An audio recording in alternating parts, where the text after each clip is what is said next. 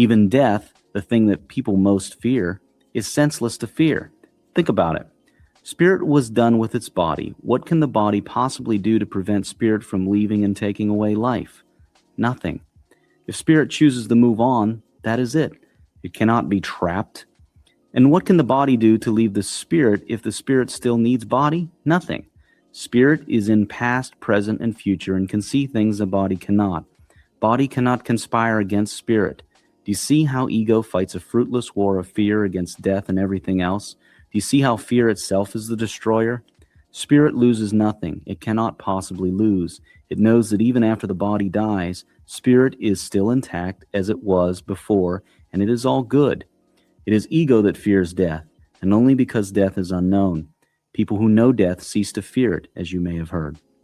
Now think about your birth. Just as you may not be aware of all of the choices that you are making as spirit, just a few of them, you most likely are unaware of the choices you made with regards to your birth. That does not mean that there were no choices made. You chose a purpose, as we saw in the chapter on purpose. You had many purposes, desires, and wishes for further growth in various aspects.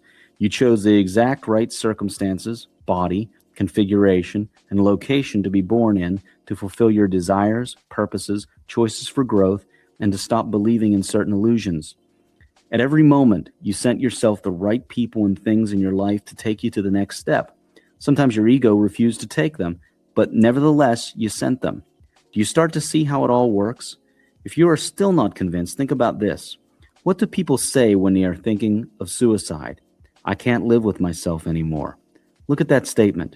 There are two people in one. It is like a person saying, I cannot live with this other guy anymore. Yet it is two individuals in one. One of them feels immortal and desires to end association with the other, which it knows is mortal, and the one where the suffering is coming from. Deep within everybody, there is knowledge that we are an immortal soul with a mortal illusionary body and ego. It is in believing in our illusionary part is the real part that all suffering comes from. It is when we live in the illusion instead of using it as we came to do that causes pain and lacking. The illusions are very necessary. They are beautiful gifts, but start using them instead of living in them. Vipassana, insight or mindfulness, meditation, takes your awareness to the level where you can watch your subconscious mind create thought. You can observe your sponsoring thoughts. It gives you a chance to fix your subconscious and ego through a process called mindfulness. It also takes you to levels beyond the subconscious. It is a wonderful tool. You are your spirit, not your body, personality, conditions, or anything else. Yet your spirit is eternal and all that is. Your spirit is real. You are spirit. You are real. The real creates the illusion, not the other way around. The spirit or soul chooses a purpose or purposes when it chooses to manifest itself as a human being on earth. This purpose is co-chosen with all other spirits, with the one. It chooses what it wishes to experience in this physical plane. It gets a body and mind to experience these things. Now, it communicates to the body and mind through desires and feelings, but it never enforces its choices. Body and mind are free to choose whether or not to experience those desires. Often, out of fear or past conditioning, they choose not. Yet the desire does not go away. It remains until fulfilled. When the body and mind are in disagreement or opposition to the soul, a person will experience dissatisfaction. When body, mind, and soul agree, the creative force is phenomenal. Waiting ends, and joyous experience occurs without resistance. The soul then knows itself experientially. At all times, you are free to choose what you wish to experience, and at all times, your soul communicates to you, but you can choose not to listen, as many people have done in the past. Nothing real can be threatened. A Course in Miracles. All other things held constant, to the extent that an individual or society lives as souls with bodies, minds, and egos, instead of the other way around, so will they have wealth and happiness. The greatest advice that can be given to you now is this: meditate daily. If you do not go within, you go without. Meditation takes you in to meet yourself in infinity, It cannot be explained, only experienced. Talking about infinity, let's take a brief look at the One. One, all that is. Hinduism taught it in a different way. Buddha does the same in a different way. Tao did the same in a different way. Jesus and Muhammad taught it in a different way. Quantum physics teaches it in a different way. Just about every spiritual teacher, sage, quantum physicist, and religion teaches us, in its own different way, that we are all one, and by acting in that awareness, we move forward fastest, most richly and least painfully. This is nothing new, but often we have refused to listen. Now, in your quest for wealth and joy, you may wish to look at this again. Everything is all one, the same being, individuated in different guises. In other words, everything is a localized point in and of the source of all that is, of God. Nothing can possibly exist outside of and separate from the source. The individuation and the illusions of separation are necessary, as we saw in the chapter on self. But they are only great tools when used as tools. When they are believed in as realities instead of illusions, they destroy and cause unnecessary suffering and inadequacy. Let us look very briefly into this oneness.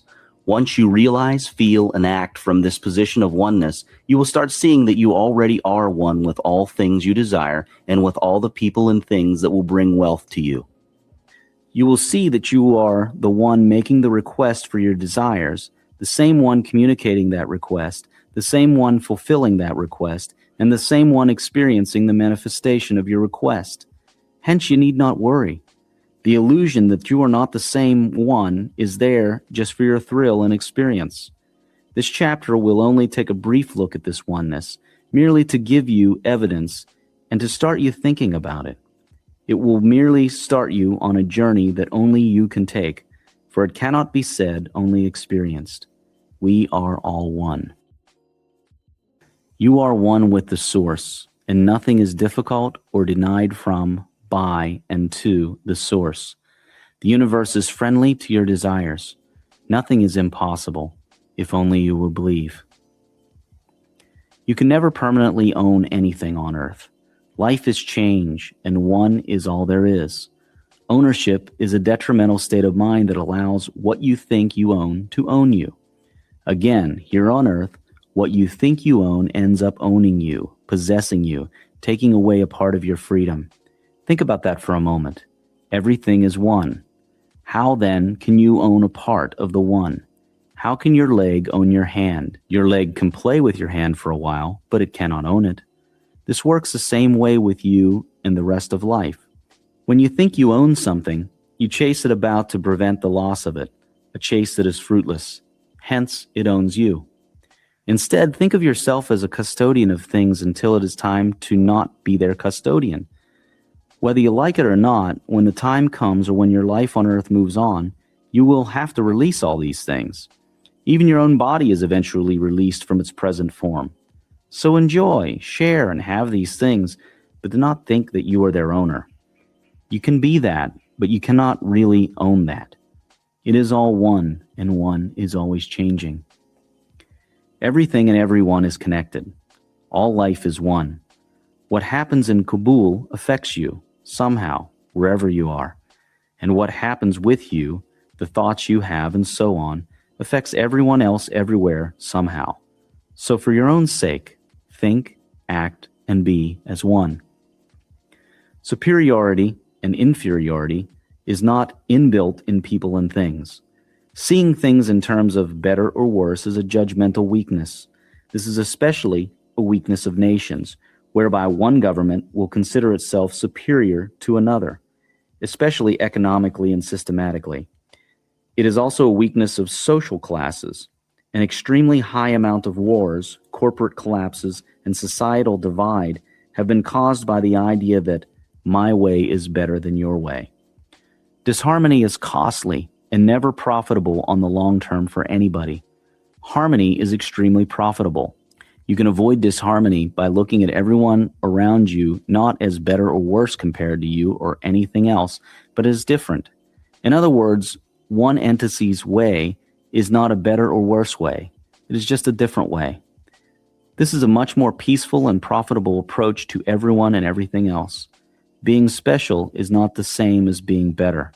An entity can be special, but that does not make it better. If you wish to always be in harmony with the incredibly powerful laws of the universe, simply act as if the whole universe is one unit with no separation between its seemingly separated components.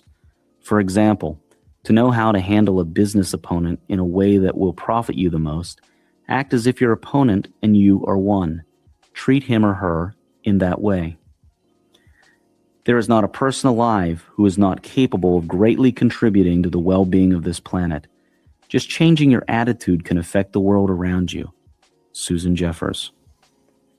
It is in your best interests to do your part to ensure that people all over the earth have wealth consciousness and joy. Many thinkers and scientists are beginning to show that an individual's thoughts affect the whole world's thoughts.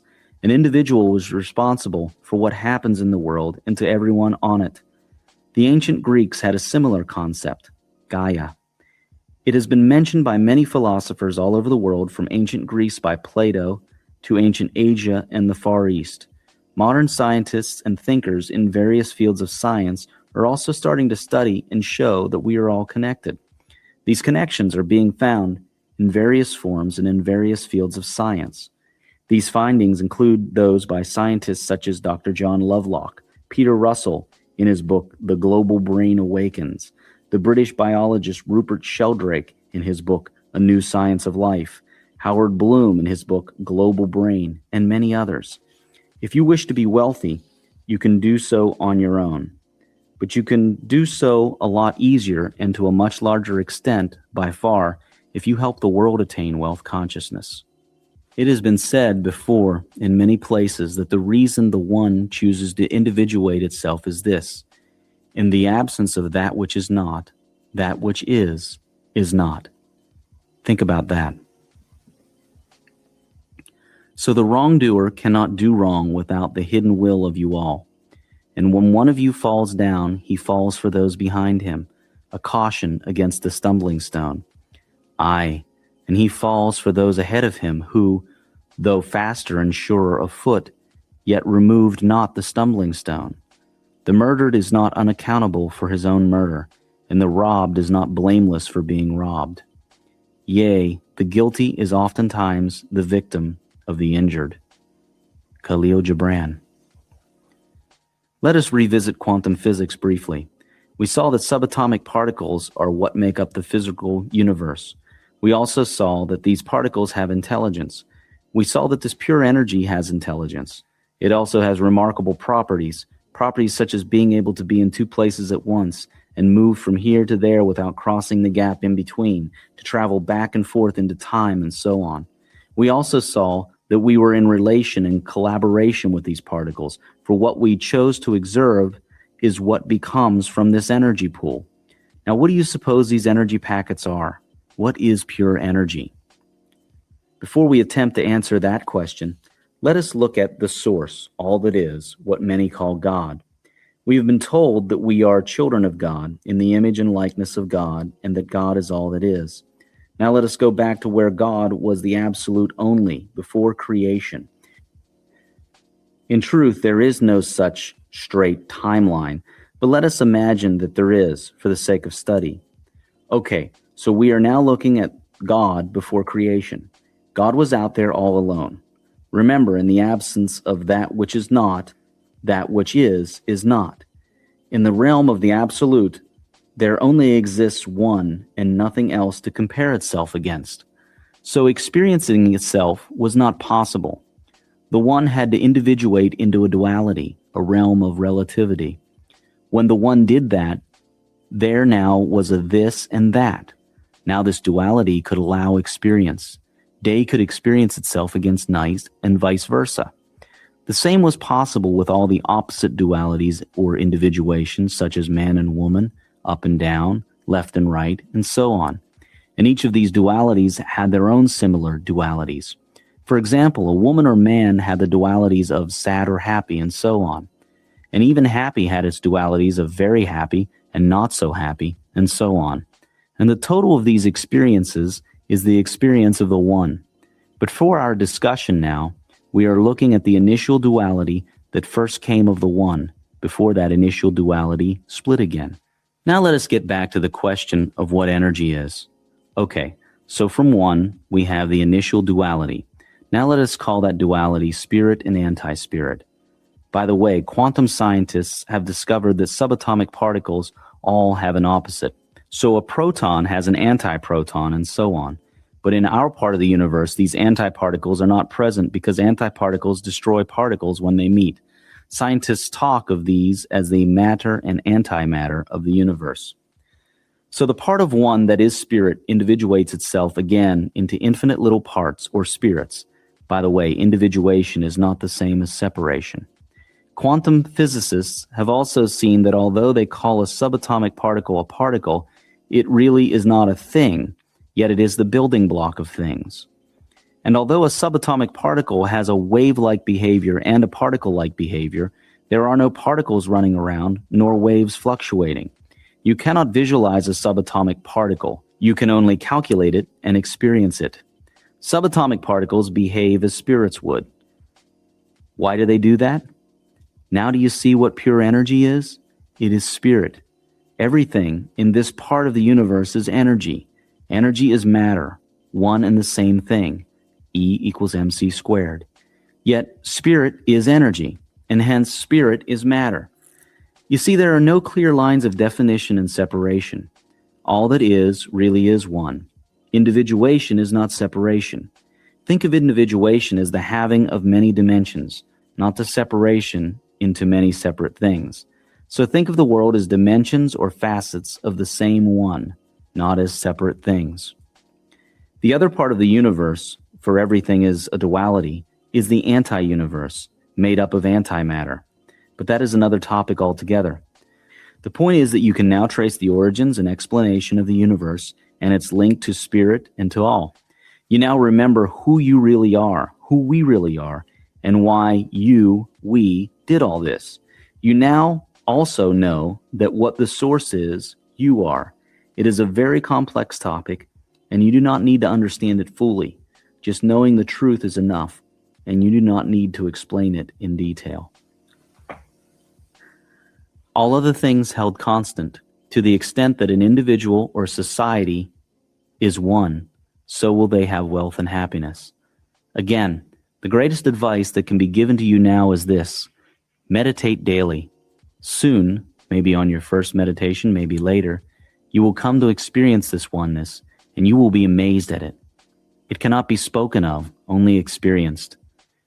This is a journey only you can take on your own. Meditation takes you in to meet yourself in infinity. It cannot be explained, only experienced. Now, if you are one with the source and all there is, guess what else you are? You are abundant by nature. Let us have a look at your abundance. Abundance. You have it all. You have seen that you are one with the source, one with all that is. This makes you abundant. You have also seen how you created reality out of the quantum field simply by using your thoughts, states of being, words, and actions. You've also seen how anything is possible when you believe and choose consistently with clarity. All this makes you abundant. At your highest level, you are naturally, ever-presently abundant. There is nothing you have to do, and you cannot be anything other than abundant. Let us look at aspects of this abundance and how to make it materialize in your life. You are one with all that is. Spend your money gladly, cheerfully, and with excitement. Whether you are buying items or paying bills, be glad that you are doing it. Money runs away from those who feel it is in shortage, those who have negativity towards its use. Nature is capable of giving you all your desires without losing anything itself. Scarcity is not real. It only appears when we choose to see it. The source of all that is can never run out of creative power and ability. 1,000,000 times of what has been created can be created again. The supply is unlimited. Thoughts of scarcity take away abundance from your life. They manifest scarcity into the physical. To avoid scarcity, eliminate all thoughts of competition and instead choose creation. Competition is a statement to the universe that you believe your survival is at risk and there is not enough. So are thoughts of cheating, squeezing, manipulating, and taking advantage of people, paying unfairly, coveting other people's property, envy, and the like. These thoughts only create non-wealth consciousness and cause scarcity. You can get temporarily rich this way, but you cannot rise to your full potential this way, and indeed, you may even fall. Never look at the visible supply. Look always at the limitless riches in formless substance and know that they are coming to you as fast as you can receive and use them. Nobody, by cornering the visible supply, can prevent you from getting what is yours. Wallace D. Wattles. You are made in the image and likeness of the Source, God. Abundance and affluence are your natural states. In the deepest part of you, you already know this to be so.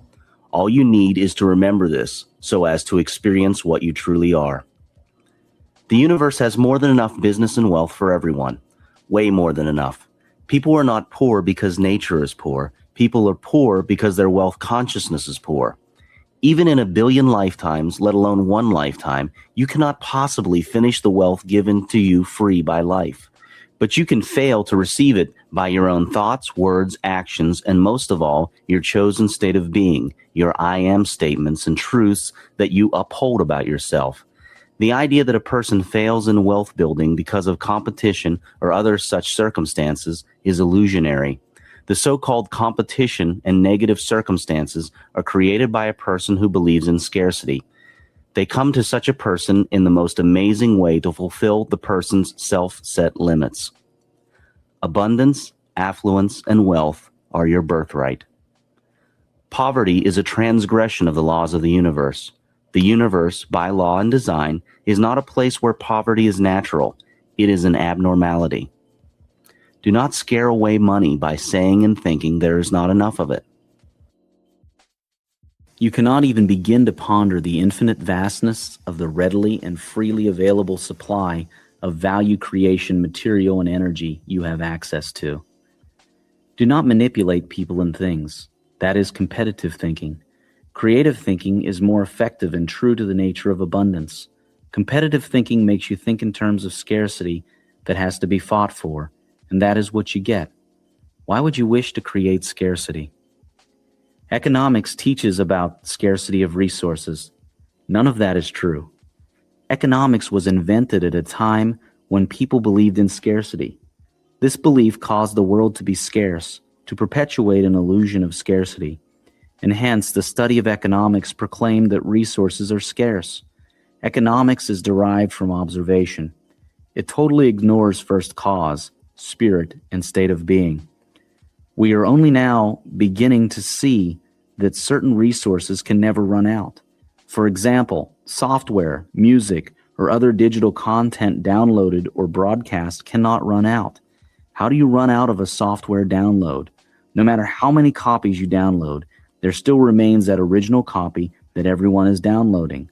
One copy multiplies as much as is needed without costing the maker any more money. We will soon come to know experientially that if enough of us put our mind on it, we could regrow the entire Earth's forests in a few years, create new water, or do anything else. Do not believe in the economics of scarcity. If you do, it will become true for you, a self-fulfilling prophecy of scarcity. Economics was a study of scarcity at a time when scarcity was all there was. That is why it is failing to apply to new economy, businesses, and calculations today. If you do not believe this, have a look at history. At one time, people were sure the earth was flat, and all their evidence at the time told them this was true. Then they believed the sun rotated around the earth, and all their evidence at that time told them this was true. Yet we now know that the earth is the one rotating around the sun. Or do we? In other words, whatever we hold as true is what becomes true, even though it may not be the ultimate truth. When we start questioning, we uncover a more correct truth that is closer to ultimate truth. There is always room for more revelation. You cannot say that your current answer is the ultimate truth. Our finite minds are incapable of taking in the totality of ultimate truth, which is infinite. We can only take small segments of it at a time. Never stop learning. Always be humble with what you know now, and you will know more. Scientists are only now discovering that this universe is not a four-dimensional one, but a multidimensional one, like a hologram. It is our senses that are four-dimensional: length, width, height, and time. A person's self is multidimensional, but their senses on their physical plane are, for the most people, four-dimensional in their capabilities. The universe itself is multidimensional, whereby all possibilities exist altogether. Think about that carefully. Scarcity is not a reality. It is a perception of an aspect of that holographic universe. You can always choose which aspect you wish to perceive and experience by choosing what you wish to truly believe and hold as unquestionably true. There is an infinite source of supply. When you are not having what you would like, know that your thoughts are at fault, not the universe. Accept full responsibility honestly and make amendments. But never talk or think of lack or shortages, for in that thought is the cause of lack and shortages. Broke is temporary, but poor is a mental condition, a disease of the mind, and it is more lasting. Yet, all can be overcome. How much is enough? Considering the fact that supply is infinite, then enough is probably the amount that allows you to live as you would wish to live, whether you are working or not. You then choose when to play and when to work as you feel like, not because you need money. Hence, conditionality and need move away from you and let you explore other aspects of life other than money. Abundance is all there is, and sharing, not owning, is the way to receive this abundance. Competition is unnecessary. It is a statement of scarcity, a fallacy. Competition in a business is a statement of scarcity and a bringer of scarcity. Creativity is a statement of abundance, the natural state. Shift from competitive to creative thought and see how that works for you. This is a universe of abundance. No one is going to take your share or beat you to it. There is more than enough for everyone. The only time there is not enough, the only time when you are beaten to it, is when you think and act competitively instead of thinking and acting creatively and trusting the abundant nature of the source. Thinking and acting competitively makes it harder for you to correctly follow the laws of the universe, especially the laws of cause and effect, the process of life expressing images of the mind, and of the power of certainty and faith. Thinking creatively and non-competitively helps you be in agreement with these universal laws and processes. To you the earth yields her fruit, and you shall not want if you but know how to fill your hands. It is in exchanging these gifts of the earth that you shall find abundance and be satisfied. Yet unless the exchange be in love and kindly justice, it will lead some to greed and others to hunger. Khalil Gibran. Out of abundance he took abundance, and still abundance remains. Upanishads. All other things held constant, to the extent that an individual or society sees, believes in, and acts in abundance, so will they have wealth and happiness. Again, meditate. It is the fastest way for you to know experientially how abundant you are. These higher concepts cannot be explained and fully understood intellectually. They can only be experienced.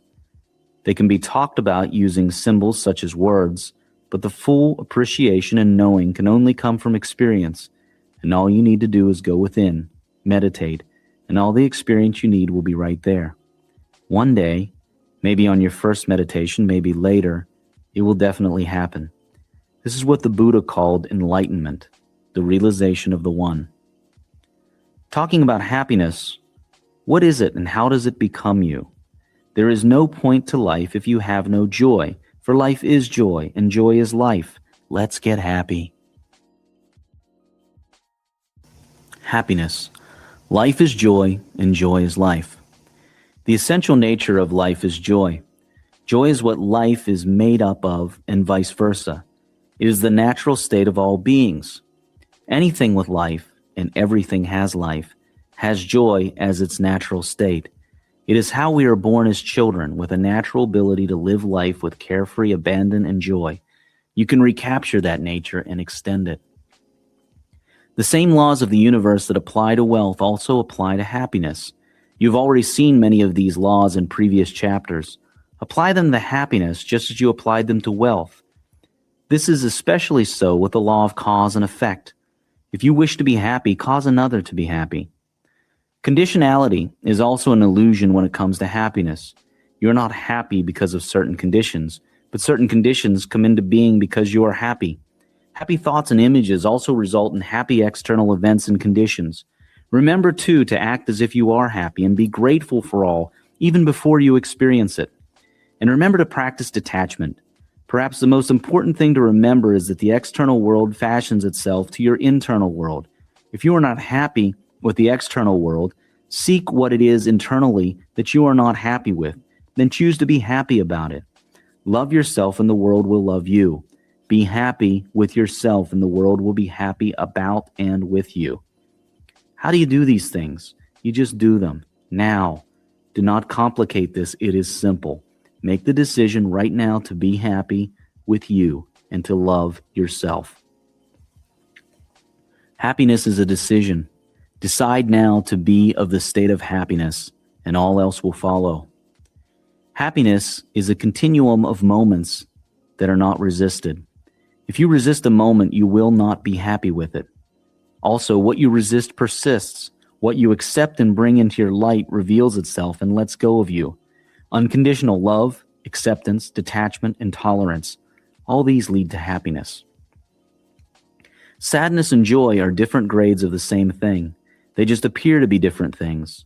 Hot and cold are actually just graduations of the same thing called temperature. When you express yourself and your desires, you have joy. When you do not, you have sadness. Follow your desires.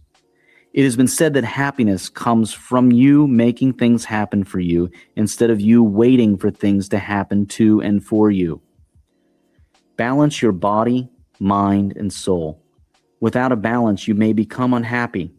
Spend time doing things related to all these three aspects of you. For your body, take care of it. Have fun with it. Enjoy it. Use it. Exercise it. Feed it well. Rest it, and so on. For your mind, continuously feed it with new knowledge. Exercise it. Think properly and deliberately. Rest it, and so on. For your spirit, learn about it. Exercise it. Meditate and get in contact with it, and so on. And for all three, listen to them and honor what they tell you and love them. Joy is your true nature. Another word for your soul is joy. Soul equals joy equals freedom equals soul. The lack of joy is the lack of expression of the soul. Protect and nurture the environment, nature. Whether it is in your immediate surroundings or around the world, do your part and do more. The health of your environment influences the health of yourself, which influences the joy of yourself. The beauty and comfort of your environment also influences your joy. The joy and harmony in all things that make up your environment influences your joy and harmony. It is all connected. Love, laughter, sharing, enthusiasm, optimism, and lightheartedness. These things make a person happy. Choose to be these things and you will be happy. Just make the choice to be these things from now on. Find the humor in everything. Everything has humor in it, even the most serious things. Try it.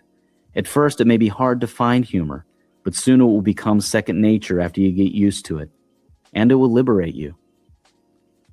Happiness is not found in a circumstance or event. Each event is just that, an event. You choose to experience an event as a happy one or an unhappy one. When faced with an event, choose the response that will bring happiness. Happiness comes from creating instead of reacting. Happiness comes from truthful observation of what is within you and outside of you. It comes from being truthful to yourself and everything else outside of you. The truth literally sets you free. Choose to be happy. You are not your circumstances. That is a powerful illusion. Your circumstances are you. That is a truth. Try to understand this. When you change you, you change your circumstances. Choose to like yourself, to love yourself. Scream aloud several times, "I love myself," and do it convincingly. Just make the choice now. Do not complicate it. It is a simple choice. What if there's something about yourself that you do not like? Start liking it, and then change it. See, what you resist will never let go of you. If a person told you not to think of the color red, you will find yourself thinking of the color red. Whatever it is that you do not like about yourself, stop resisting it. Instead, accept it. Bring it into your light, love it, and look at it calmly with detachment. Smile with it and befriend it. It will then reveal its secrets to you and let go of you. But you must continuously choose to like yourself fully at all times. This means that you start thinking about the thoughts you have about yourself. Whenever you get a thought about yourself that is negative, end it instantly and go positive. Be deliberate in thought. You become what you think about most often. If you think unloving thoughts about yourself, you become an unloved person. Both you and other people will be unable to love you. It is very simple. Choose well, for it is all within your power to the extent that you choose clearly, consistently, and believingly. If you consistently think you are ugly, unwanted, unable to do this or that, it will be so. The universe will conspire to make the powerful thoughts that you have of yourself to become true. The conditions to make them true will arise. Change your mind and change your world. Choose well. Live now, here. Like Harry Potter was advised by his headmaster, Albus Dumbledore, in the Harry Potter and the Philosopher's Stone movie, it does not do to dwell on dreams and forget to live. Harry Potter found a magic mirror that showed, according to Dumbledore, the deepest and most desperate desires of our hearts, but not knowledge or truth. Dumbledore then cautioned Harry Potter against its use, for although it may have felt very comfortable for Harry to spend all day dreaming of his desires, doing so was not living. Living is what allows life to express itself, and with expression comes joy. It is okay to dream, but live life now, here, because the only place you can live life is now, here. Dumbledore then explained to Harry Potter that the happiest person was the one who looked into the magic mirror and saw only him or herself exactly as they were now, here. Think about that. There is an old saying that says, "When you laugh, the world laughs with you, but when you cry alone." Stop crying and start laughing. Keep it simple. Have enthusiasm. Live with passion. How? Choose to do so. Just do it. Change your mind. Start seeing how good things really are, and you will have joy. Look at the light, and you will never see the darkness. Change your mind. Change what you think you see. You can be looking at the same thing and see a happy picture instead of an unhappy one. See the good in everything. See the magic. That is what happy people do. Joy is what happens to us when we allow ourselves to recognize how good things really are. Marianne Williamson. Cultivate your relationships with people. Happy people, statistically and quite obviously, have healthy and happy relationships with friends and family. Love is a powerful force. Be friendly and of unconditional love, and you will make friends and have many fantastic relationships. That said, you must always remember that you need nothing outside of yourself to be happy. Do not become a person that relies on others to be happy. That is an addiction and a falsehood, not to mention an unfair pressure placed on others that will only lead to eventual unhappiness. Love yourself, and recognize that your love for others must be unconditional and free. Then be friendly, and keep your freedom of choice. Any relationship where you lose your freedom of choice is an unhealthy one that leads to unhappiness. Stable, fair, free, and loving relationships on all levels lead to happiness. Think about this.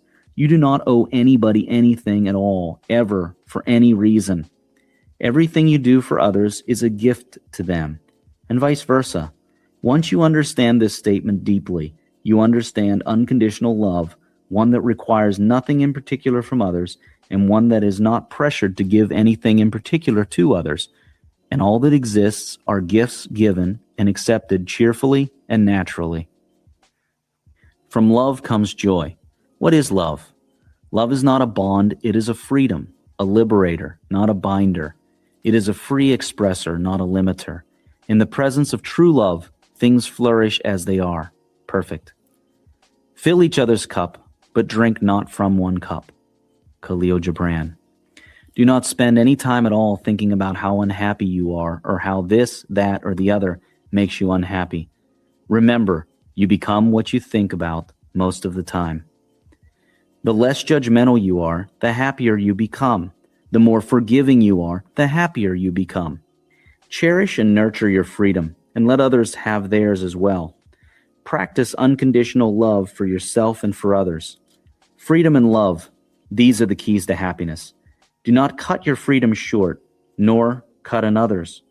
True and unconditional freedom and love are the flames that fuel creativity, trust, growth, and expression of spirit, hence joy. It is important to understand the nature of unconditional love and freedom. Love and freedom that comes full of conditions goes against the only constant in the universe, change. Every moment things change. Change is growth. Conditional love resists change. It is a love of an idea, not a person. It is the love of a past known moment and not a future unknown moment. It is full of fear that the conditions will one day not be met. That fear attracts the very thing that is being feared. This is evident all around our world today. Finally, yet importantly, conditional love and freedom takes away the power to choose happiness no matter what the event is.